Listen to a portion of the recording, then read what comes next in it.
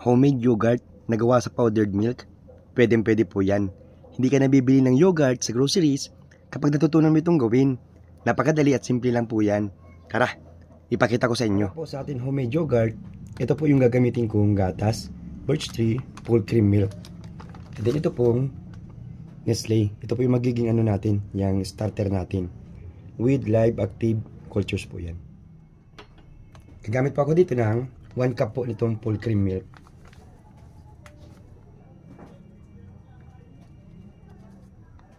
Yan po, 1 cup.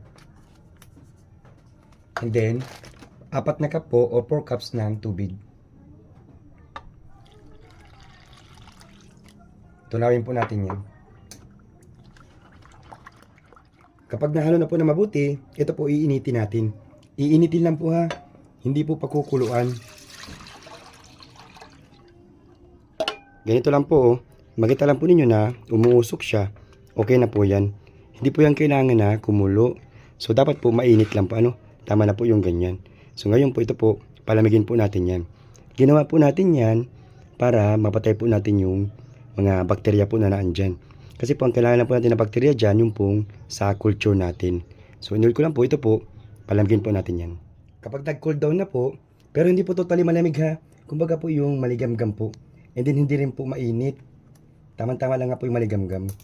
Ilagay na po natin yung ating culture. Tapos siya. 2 kutsara po.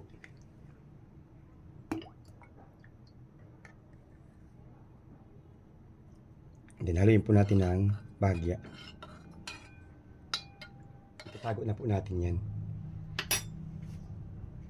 Tikman po natin. And then babalutin po natin ng towel.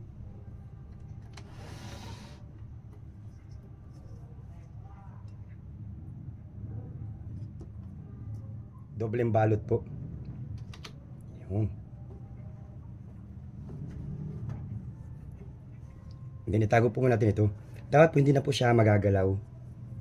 And itago po natin ng 8 hanggang 10 oras. Pagkalipas po ng 10 oras, eto na yung ating ginagawang yogurt. Buksan na po natin.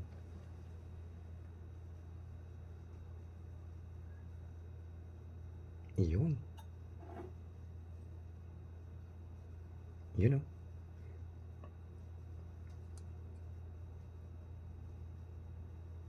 Ganda po paggagawa. So okay na po ito. Pwede na po natin ilagay sa chiller. Kung gusto nyo po mas mag-firm pa po yan, pwede nyo pong salain. Pero kapag ito po na-chiller na natin, magiging mas firm pa po talaga ito. Yan po. Ganda po ng pagkagawa. So ngayon po, hindi ka na po bibili ulit ng yogurt kapag nakagawa ka po nito. Kasi continuous na po yan. Kapag mauubos na po yan, magtira ka lang ng 2 or 3 kutsara. Hindi nyo naman po i-mix mo sa gatas mo. Continuous na po yan. Hindi ka na po bibili ng yogurt. Meron ka na pong sariling live culture. And ang lasa po niya, sarap. Mild pa lang po yung asim niya. Kasi nga po nasa 10 hours po lang po ito.